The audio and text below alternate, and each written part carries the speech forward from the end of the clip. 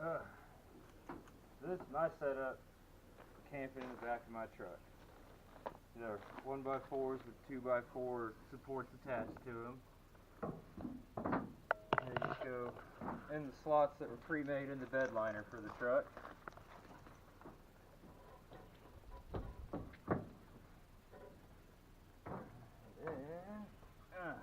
I just had to measure the distance between. It's pretty simple.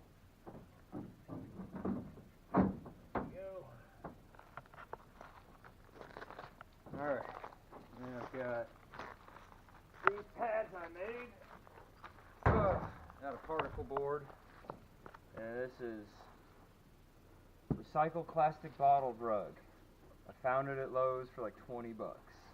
So I cut it up to cover these two boards. I think it was originally like 6 feet by 8 feet.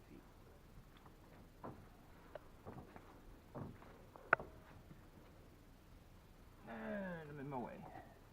There we